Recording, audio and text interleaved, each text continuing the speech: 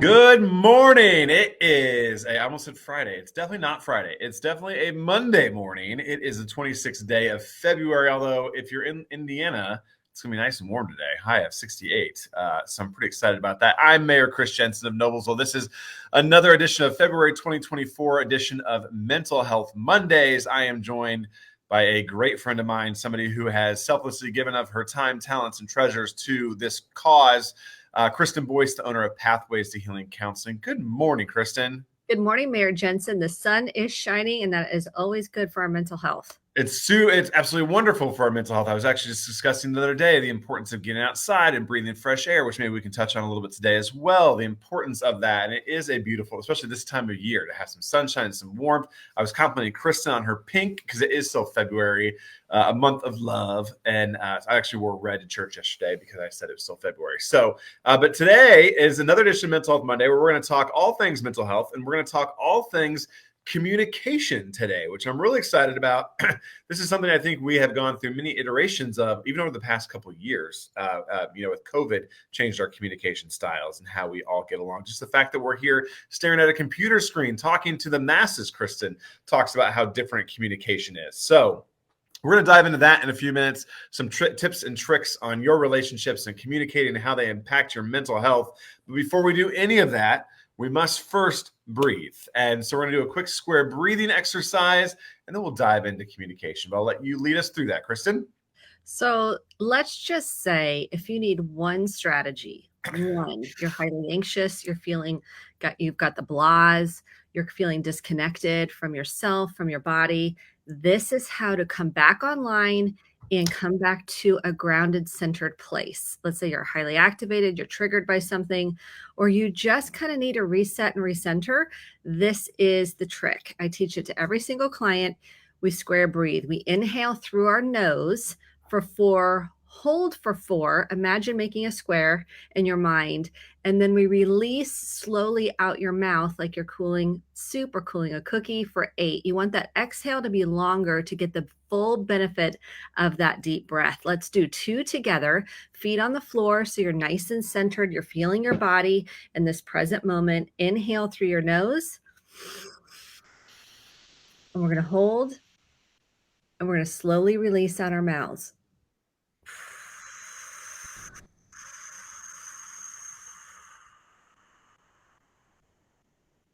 Just kind of notice the difference. Notice how my shoulders dropped. I can feel the difference in my body already. And when you first start doing this, your body's like, what's happening? What's going on? It's because we're not used to getting that full benefit of our breathing. And so you want to do this regularly. So let's do one more breath. Big, deep inhale through your nose. Hold. And release out your mouth.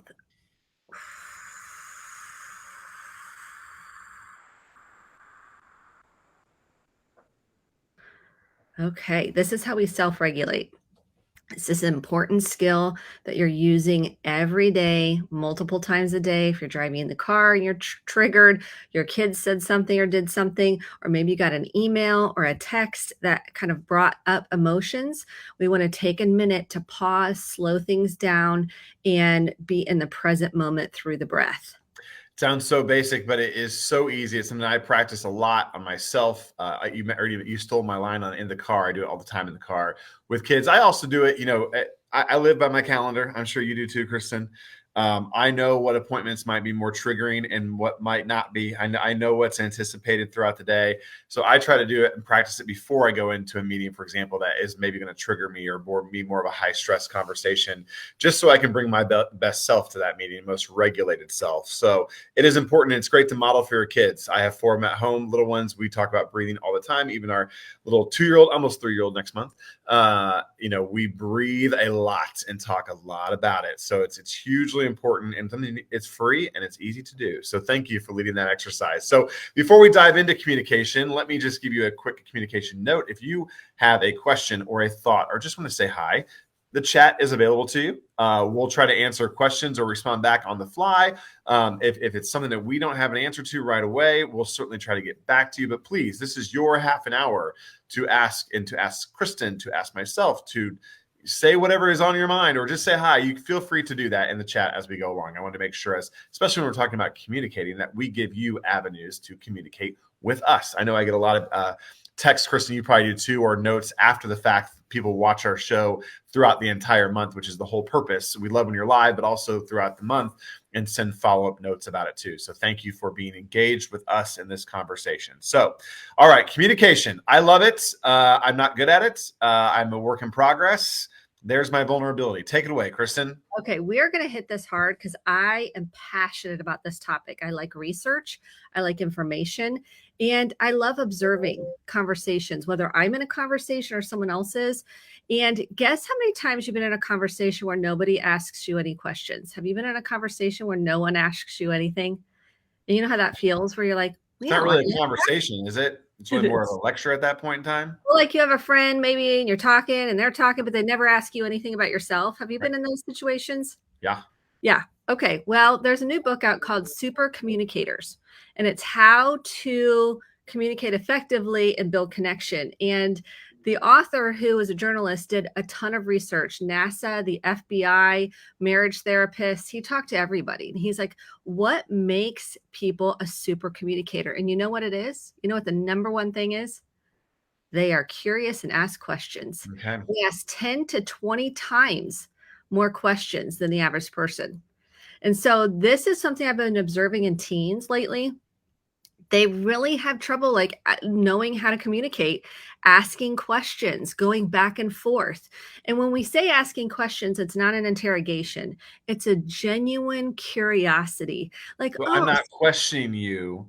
I'm asking a question to get clarification. Exactly. We talk about that a lot in our office because every once in a while, I like to ask questions. I try to ask good questions, but sometimes my team might be like, "Oh crap, what did I do?" I'm like, "No. I'm not questioning you. I don't know the answer. So help me."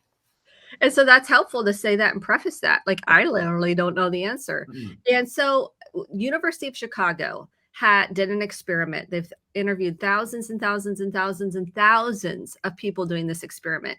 And they had 4 questions that they ask people to build connection. So I thought what we do is go through those, and we're going to ask each other these questions. And I want people listening to practice asking their spouse, their partner, their kids, their friends, their coworkers.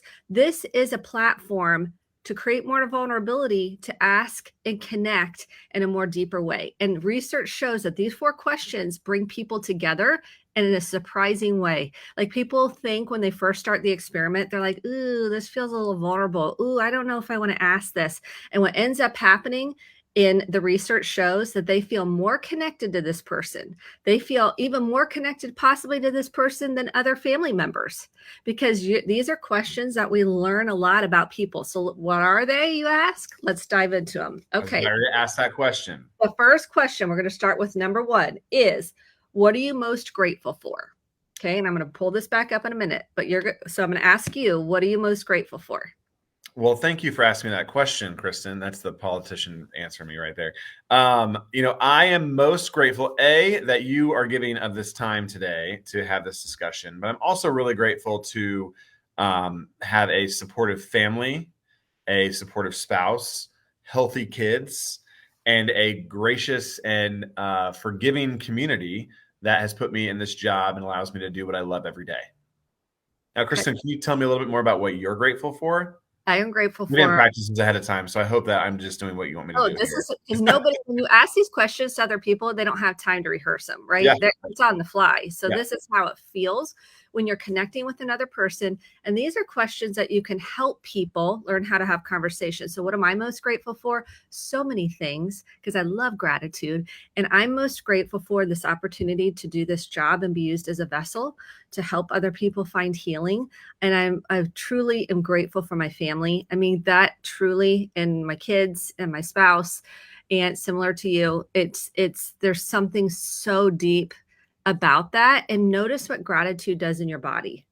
And what we know about research and communication is when we're in person and when we're on the screen, which is interesting, our breath patterns will start matching each other. So if you're with somebody that might have a lot of intensity, you'll start picking up on that because your pupils dilate, your breath changes, and your heartbeat and your heart rate start matching the person you're talking to. Did you know that? Interesting. No, I had no idea. So that's why it's so important to be connected to your body and notice. You might need to take a few breaths, and you can do it subtly. You might need to kind of put your feet on the floor if you feel like someone's really kind of getting amped up and you're like, ooh, I need to recenter. So just noticing when you're asking questions to not take on the other person's energy. You're not responsible for the other person. So that's really important as we're asking these questions. Okay, let's hit number 2. Number 2 is, if you could know anything about your future, what would it be? And this one's a little harder. But it is a little harder. So if you could know anything about your future, what would it be? And I struggle with this because I try very hard to practice living in the moment. Me too. I'm unattaching from the future. So this brings us kind of into further. Yeah. This is about getting to know somebody. So yeah, think about it like I think if I could know one thing, I'd want to know what my kids will be doing as adults and their path and their journey. I would love to know more about their path and their journey. Okay. So now what I'm going to teach is a mirroring exercise in communication. So what is most important to you to know about your future is what your kids are going to be doing in the future. Right. Yes. That's what I would like to know. Okay. Now see how you kind of shook your head. Yeah. So I mirrored back. So I heard you, I understood you, and I care about what you're saying. Yes. You see how you feel when someone really listens? Yeah. So it's a really important exercise in mirroring back. What I heard you say is, this is the most important thing about your future or your kids and what they're going to be doing. You picked up what I was putting down. Yeah. So then you feel like, oh, I feel connected with you. I feel safe with you. Yeah. So that's an important communication skill. So if I'm answering that question. So Kristen, what is one of the most important things you would like to know about your future? So one of the most important things also has to do with my family and my kids is that they are emotionally able to handle the ups and downs of life, and they feel deep connections with others. Like, I want to know, do they feel that? Do they have that? Because I know that's essential for our well-being.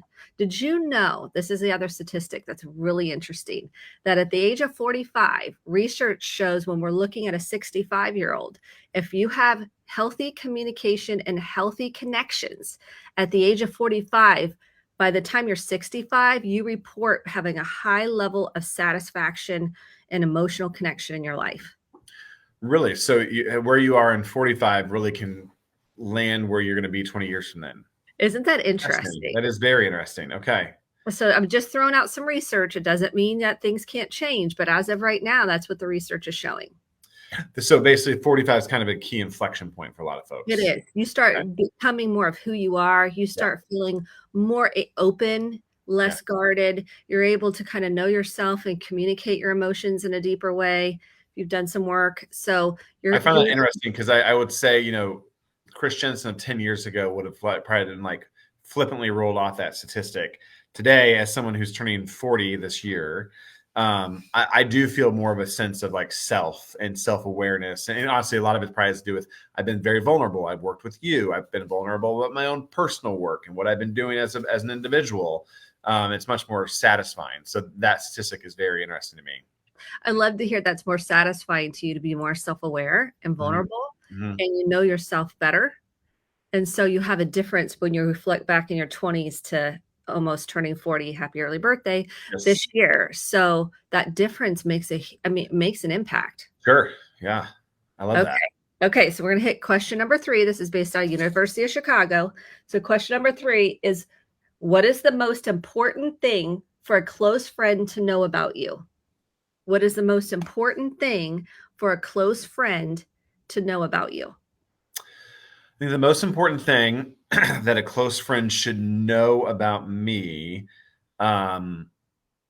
is that I am available and that I want to be a useful resource and a helper in their life. And I will preface why I answer that question that way is I think sometimes, and granted, close friends are different than not close friends. That's an obvious statement. But I think sometimes in my job, and I bet it's similar in your job, Two, some people think they're a burden to me. Like I have enough on my plate with what I'm dealing with as being mayor of the community and yada, yada, yada, that, oh, I don't want to bother him with X, Y, or Z. That's offensive to me. I want to be bothered because I bother a lot of people with my stuff. So I want to be bothered. So that would be very important for my close friends to know. Yeah, that's a big one. So you don't like if someone thinks, well, I don't want to burden him, I don't want to bother him. You're like, no, the opposite is true. I would I like, would be more frustrated if I don't know. yes. Okay, that's good. I like Yes. that. So tell me more about what your close friends need to know about you. Vulnerability is my love language, and I love deep conversations. Okay. And sometimes that can be it can be a lot for people. Yeah. So vulnerability, I swim in it. I love it, even though it scares the heck out of me. And that's where I find the deepest connections in my life, the people that I can just be 100% transparent with. So it's Have you ever important. found yourself in a conversation where you're vulnerable and the other person just is like, oh, thanks for sharing. Oh, yeah. Oh, And you're yeah. like, And it's okay. like, "Ew, I feel like Yeah. I got slimed on." You're like, Like, no, you're supposed to tell me something bad about you. You're like, come or on. just mirror back what maybe what you Yeah. hear or offer empathy and go, oh, yeah, I get that Yeah. totally. Then they walk away from you, you're like, oh, that's going on Facebook. Like, You it is. Yeah, yeah. people have that much interest in mine. Shouldn't have told them that. Yeah, well, we have what's called a vulnerability hangover too, Yeah. where you might have felt like you overshared when you didn't really know if that person was really trustworthy. So it's important that you trust your intuition. The answers lie within you. These questions are important to ask your partner, your kids, your friends. Let's use some of these questions to facilitate deeper conversation than just the weather.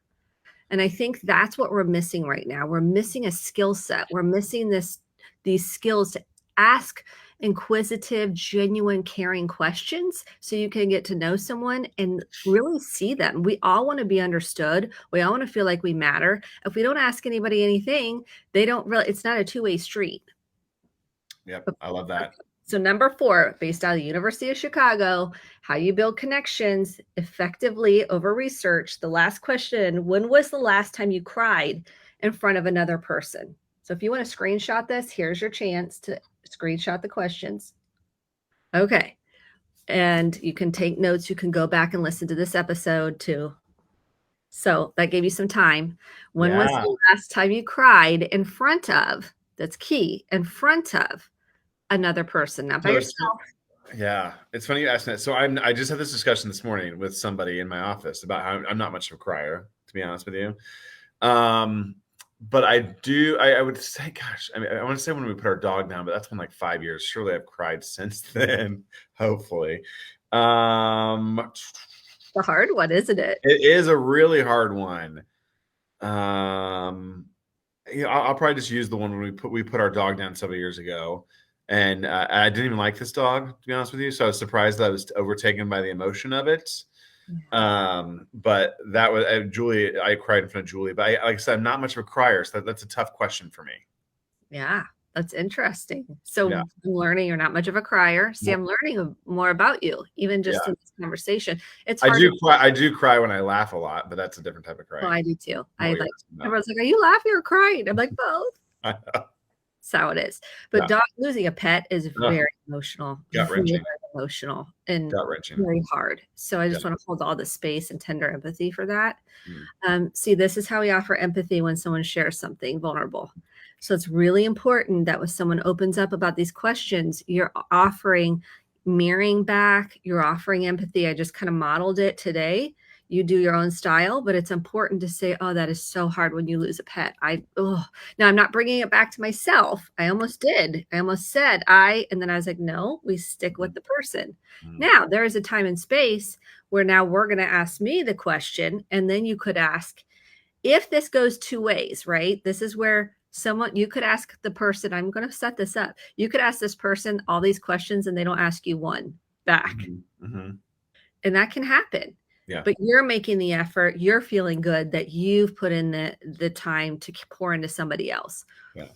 So tell me, Kristen, when is the last time you cried in front of someone else? Yesterday. So yesterday we had show choir, high school show choir. I didn't get home till 3 a.m. And so I was exhausted yesterday. Yeah. I was crying because of joy, not crying because of sadness, because I was so grateful. someone said something to me very kind and very meaningful. And I was just kind of recalling that. And Kate was sitting there. I go, I'm so tired. This is so nice. And we're just, she's like, me too. She's like, oh, A I flood cried. of We're emotions. both like cried because we're tired. It was Yeah. like gratitude cry. Yeah. So yeah. And I had people like, don't cry in front of your kids. I'm like, no, it's okay. As long as you're Right. not making them responsible for your feelings and Right. you're wanting them to caretake you. It's okay to open up and cry in front of your kids. You're showing them it's okay to cry and let it out and process it. Well, especially someone whose love language is vulnerability. It's very important. Yes. Yeah. And connection is really built through vulnerability, as much Yeah. as we hate that. Yeah. But and research with the University of Chicago showed that the outcome of this, where people, some people said that was their soulmate and they just met them because they felt like they cared about them. They were getting to know them at a deeper level. People want to know you care. If you have a boss that never asks, how are you? How are you feeling today?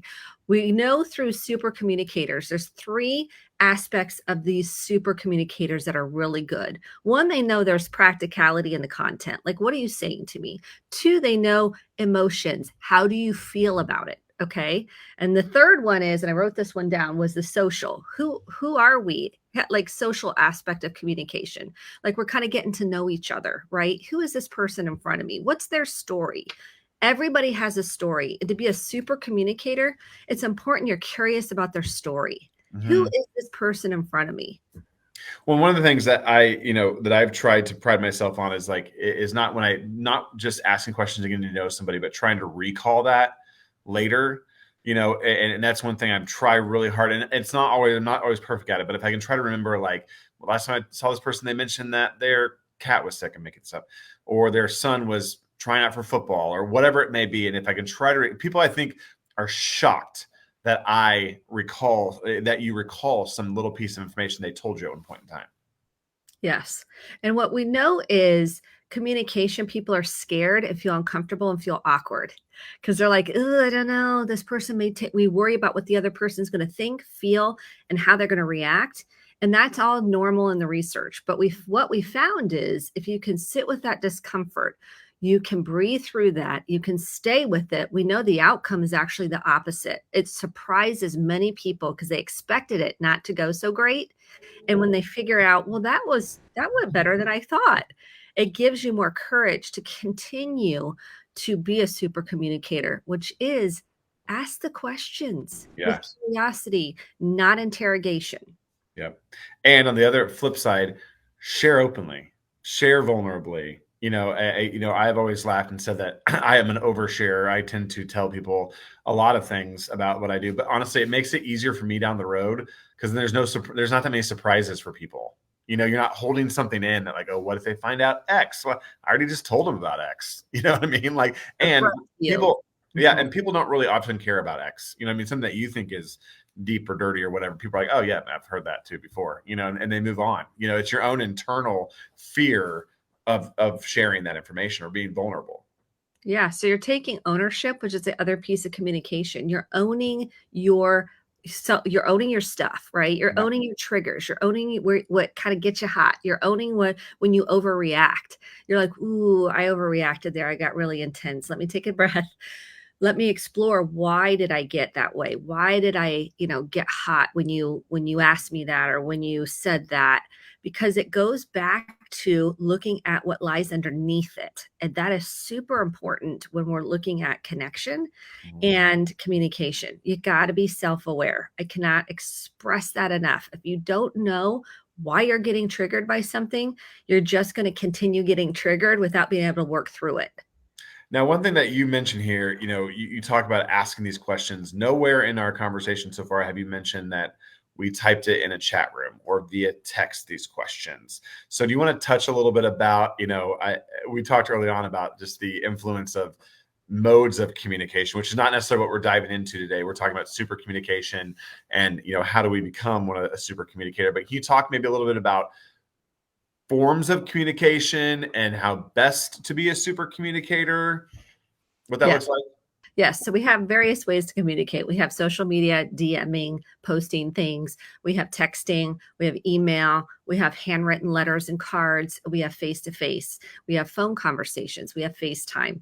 I mean, I could go on and on. There's so many modes of communication, and it depends on what you're communicating. Okay, so if we're going to ask these questions, highly recommend they're either in person, ideally, that's first and foremost, or FaceTime or a Zoom, something where you can see body language. Because again, we are co-regulating. Our breath and our heart rates are matching each other. Yeah. And it's important that that's how connection is made. It's neurobiological. Literally, our bodies are syncing up, which I know sounds kind of weird, but it doesn't when you're with somebody, because you're picking up on their energy. It's because you're picking up on their heart rate. You're picking up on their breathing. Your eyes are dilating differently. Now, if you're going to have hard conversations, I highly do not recommend doing that on DM, which seems to be the case for younger folks. There's just so much that can get lost in translation, screenshots, tone gets missed. We're missing a whole lot of nuance, body language, facial expression, which really is important in communication. I highly recommend do not do that. Sleep on it. Wait till the next day. Do not pass go and collect $200. Texting as well is not the ideal form of communication. Couples will come in and they'll read me the text exchange. And I'm like, there was no mirroring. So it's hard to mirror over text. What I heard you say is, well, you don't hear it. You're texting it. It's very hard to offer empathy, and it's very hard to get that matching understanding of what the intention was behind the communication. There's a lot of miscommunication when it comes to texting, social media, DMing, even emails can be really, miscommunicating. Sometimes we have to do that if there's, divorce situation and you're talking about the kids and the schedules and things like that. Email is okay. But for those that are not in that situation, ideally it's in person, FaceTime, having those conversations and not text messages.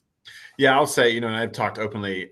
Julie Jensen and I are very different communicators. I am a verbal in the moment. She is a deep processing, think it through, want to write it out type person. So we have been focusing on, we're not having hard conversations via text. If we have some questions, we may type them out and then put a pin in it until, hey, this evening before we go to bed, we want to chat about X, Y, or Z. And sometimes I'll try to do that just to give her a little heads up so she can deep process before we get together. But it's a challenge. It really is a challenge, and everyone's different. Yes. And everyone has different communication styles, but we know through research, the most effective is face-to-face. Yeah. We know that. Now, if you want to write out your apology without making excuses or, well, that wasn't my intention, or, it got misconstrued, we're going to leave all that out.